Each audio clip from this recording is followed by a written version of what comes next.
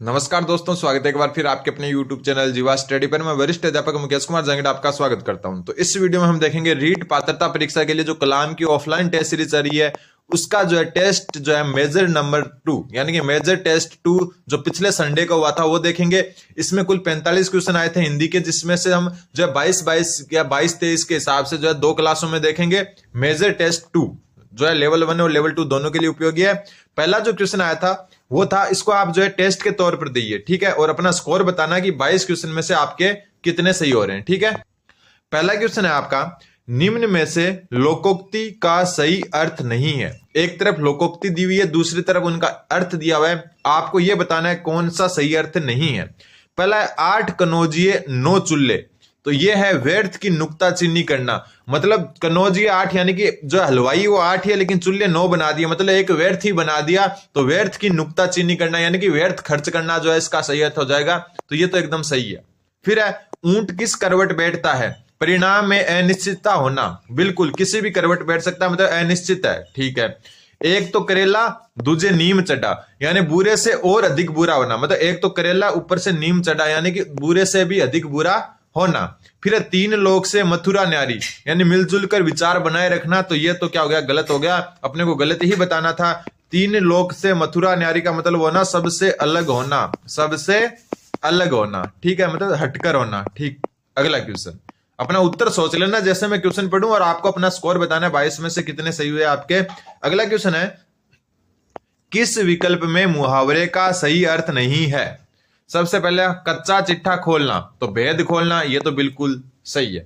फिर 4 चांद लगाना, शोभा कम करना, तो गलत हो गया, ठीक है, और यही उत्तर हो गया आपका। क्यों? क्योंकि 4 चांद लगाना जो है इसका मतलब हो गया आपका शोभा बढ़ाना। क्या हो गया? शोभा बढ़ाना, किसी की शोभा बढ़ाना क्या हो गया? 4 चांद लगाना। तो अपने को पूछा था कौन सा सही नहीं है, तो दूसरा ही अपने को मिल गया, तो दूसरा सही नहीं है। अगर आपका स्कोर 2 हो गया तो आप जो है लाइक कर दें और काउंट करते रहें कि आपका स्कोर जो है कितना हो रहा है। अगला क्वेश्चन है, इसमें एक जो राजस्थानी साहित्य और बोलियां अपने जुड़ी हुई है, राजस्थानी बोलियां भाषा जो जोड़ी है अपने सिलेबस में, वो हिंदी में ही आएगी। तो उससे संबंधित एक क्वेश्चन है कि बिल्ली या बागड़ी बोलीरो क्षेत्र है। सबसे पहले देखो इसको, जैसे एक बागड़ी बोली अपने जो है ना चूरू, हनुमानगढ़ और ये झुंझुनू में बोली जाती है बागड़ी, वो भी बागड़ी है और ये इसको वैसे बागड़ी बोलते हैं, लेकिन बिल्ली आ गई ना साथ में, तो बिल्ली व बागड़ी बोली जो है वो कहां बोली जाती है, वो क्षेत्र कौन सा है? तो क्षेत्र है डूंगरपुर, बांसवाड़ा, मेवाड़, ठीक है। तो ये ऑप्शन 3 है यहाँ पर, ठीक है। तो जो बागड़ी या बिल्ली बोली है अभी क्षेत्र कौन सा है? तो डूंगरपुर, बांसवाड़ा और मेवाड़। मेवाड़ मतलब उदयपुर का कुछ भाग। तो एक बागड़ी बोली अपने जो है चूरू, सिक्कर, झुंझुनू, ठीक है, चूरू, सिक्कर, झुंझुनू और हनुमानगढ़ के कुछ भाग में बोली जाती है, गंगानगर के भी कुछ भाग में बोली जाती है। तो वो और ये दोनों अलग अलग है, ध्यान रखना। अगला क्वेश्चन है, श्रीधर व्यास री लिखोड़ी रचना कौन सी है? श्रीधर व्यास री रचना कौन सी है बतानी आपने। सबसे पहले हम बात करें तो श्रीधर व्यास की आप उत्तर सोच लें, उत्तर होगा इसका रणमल छंद, ठीक है। बिसलदेव रासो कौन लिखी? तो बिसलदेव रासो लिखी नरपति नालय। कौन? नरपति नालय लिखी, ठीक है। फिर बात करें हंसावली की, ये थोड़ा सा नाम ध्यान रखना, ये क्वेश्चन आया हुआ है। हंसावली जो असाहित्य, ये नाम जो है एक अजीब सा नाम है, लेकिन इसको याद रख लेना। हंसावली रचना जो है असाहित्य की लिखी हुई है। श्रीधर व्यास री कौन सी लिखेड़ी है? रणमल छंद। बिसलदेव रासो कौन लिखी? नरपति नालय। तो ध्यान रखा, ठीक है। तो ये मेन हंसावली है, इसको ध्यान रखना, साहित्य की है। अगला क्वेश्चन है, सुनंदा खेल रही है, सुनंदा खेल रही है रेखांकित वाक्य में पदबंध कौन सा है? पदबंध के बारे में मैंने एक बात पिछले वीडियो में बताई थी कि पदबंध होता है जो रेखांकित शब्द, जो पूरा वाक्य होता है, जो पूरा पद होता है, उसका पहला शब्द देखना है अपने को। कौन सा शब्द? पहला शब्द। और पहला शब्द अगर संज्ञा है तो संज्ञा पदबंध, पहला शब्द सर्वनाम है तो सर्वनाम पदबंध, पहला शब्द क्रिया है तो क्रिया पदबंध। यहां बात आ रही है खेलना, ठीक है। खेलना क्या होता है आपका? क्रिया। क्या होता है? क्रिया। खेल रही है मतलब क्रिया, तो क्रिया पदबंध हो जाएगा। ये उत्तर हो जाएगा आपका ऑप्शन नंबर 4। अगला जो क्वेश्चन है आपका, परीक्षा में तुम अच्छे अंक प्राप्त करो, ये वाक्य का कौन सा प्रकार है? तो आपको पता है अर्थ के आधार पर प्रकार पूछा है, और अर्थ के आधार पर 8 प्रकार मैंने बताए थे। रचना के आधार पर 3 प्रकार होते हैं, ये बात भी हम कर चुके हैं, ठीक है। तो अर्थ के आधार पर वाक्य के 8 प्रकार होते हैं, उसमें से ये एक प्रकार दिया हुआ है कि परीक्षा में तुम अच्छे अंक प्राप्त करो, ये वाक्य कौन से प्रकार का है? संध्यार्थक तो हो ही नहीं सकता, किसी प्रकार का संदेह नहीं हो रहा इसमें। आज्ञार्थक भी नहीं हो सकता, आज्ञा नहीं दी जा रही। प्रश्नवाचक तो है नहीं क्योंकि प्रश्नवाचक चिन्ह ही नहीं है, तो उत्तर क्या हो जाएगा, इच्छार्थक। ठीक है, इच्छार्थक मतलब ये किसी की इच्छा है या फिर जो है कोई जो आपको जो है कह सकते हो उसकी विश है, या फिर जो है आपको एक मतलब प्रेयर है, आपके लिए प्रार्थना कर रहा है कि परीक्षा में तुम अच्छे अंक प्राप्त करो, तो ये होता है, हमेशा ध्यान रखना, इच्छार्थक। ठीक है, 8 प्रकार के वाक्य पता होना चाहिए आपको कि कौन कौन से जो अर्थ के आधार पर 8 प्रकार हैं।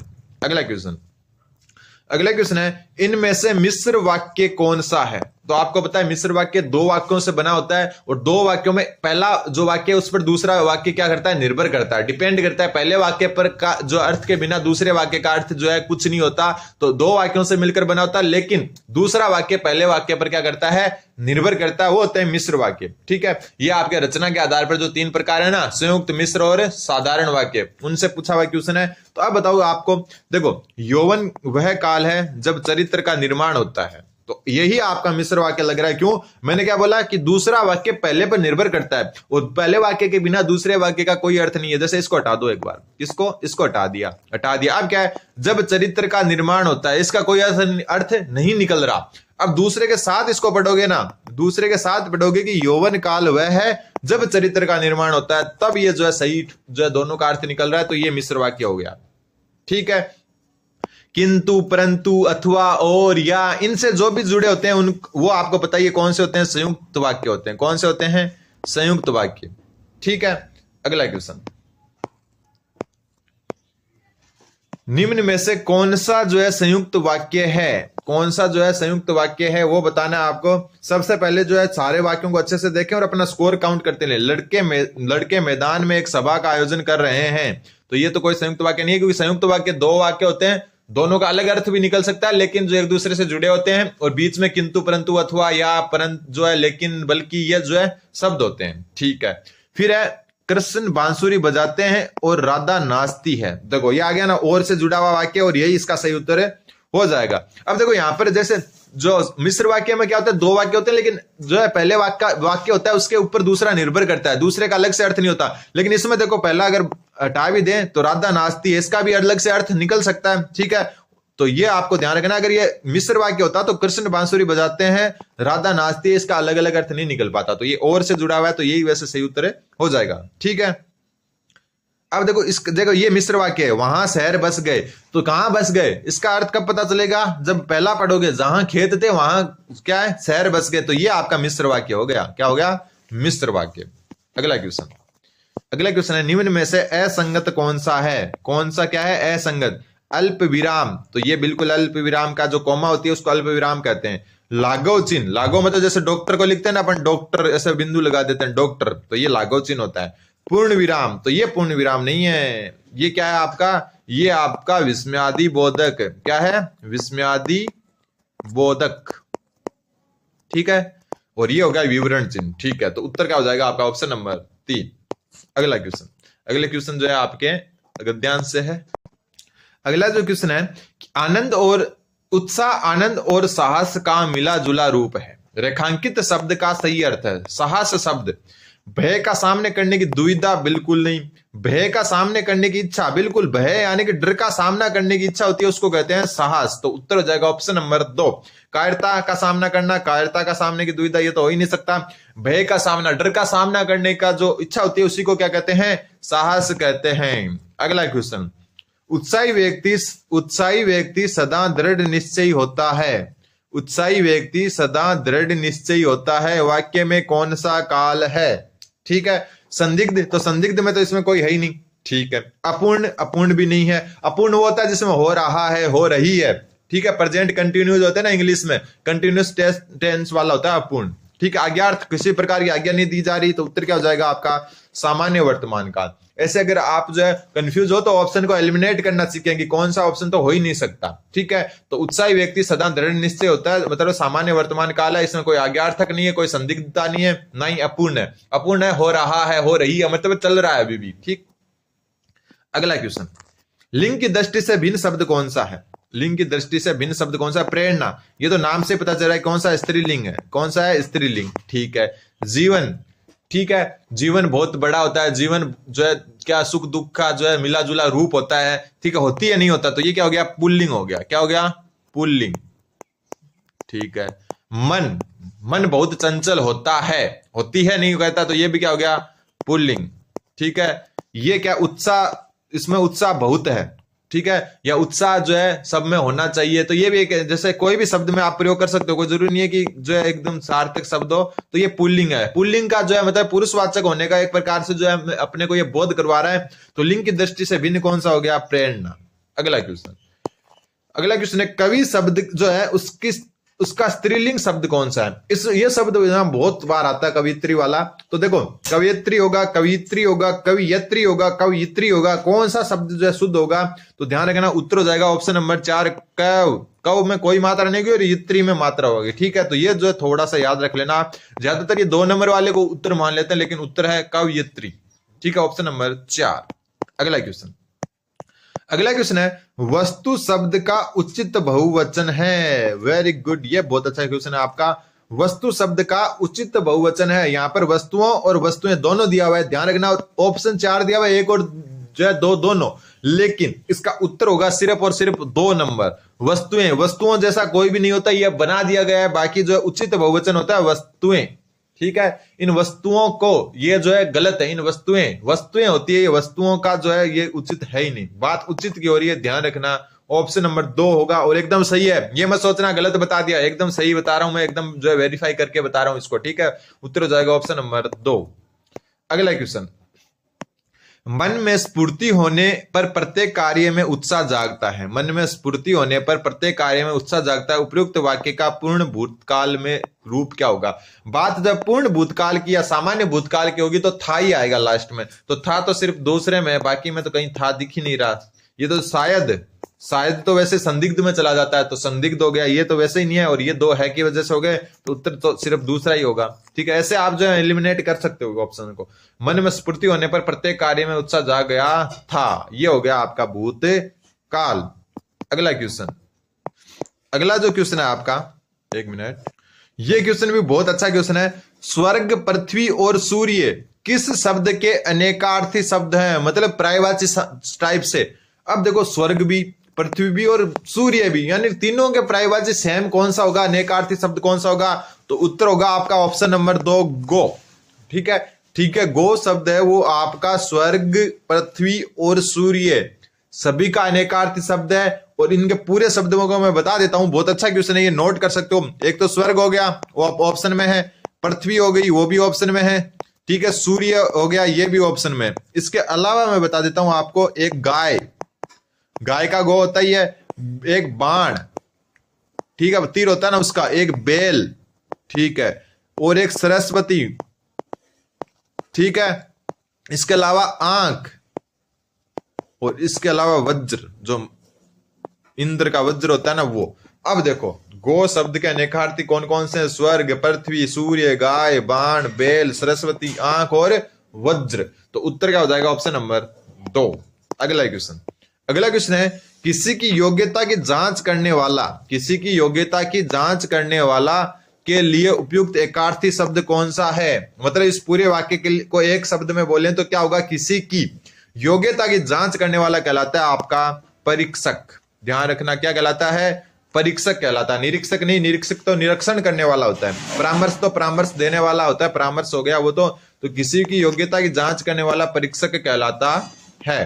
अगला क्वेश्चन, वर्तनी की दृष्टि से अशुद्ध शब्द का रूप बताना है। कौन सा अशुद्ध रूप है, केंद्रित तो बिल्कुल सही है, स्फूर्ति ये भी बिल्कुल सही है, आनंद गलत है। कैसे गलत है, आनंद, यहां बिंदी लगनी थी, ये बिंदी यहां पर लगा दी इसने, जबकि यहां पर लगानी थी नंद के बीच में। ठीक है, तो आनंद, छोटी छोटी चीजें लेकिन ध्यान रखना है। अब इस बिंदी को अपन तो इतना जो सोचते नहीं है और बता देते हैं कि यार ये भी सही है और उत्तर कर देते कौन सा, चौथा, जबकि आनंद गलत है। आनंद ऐसे लिखा जाता है, इसने बिंदी थोड़ी सी आगे लगा दी, आ और न के बीच में लगा दी, जबकि न और द के बीच में लगती। तो उत्तर हो जाएगा ऑप्शन नंबर 3।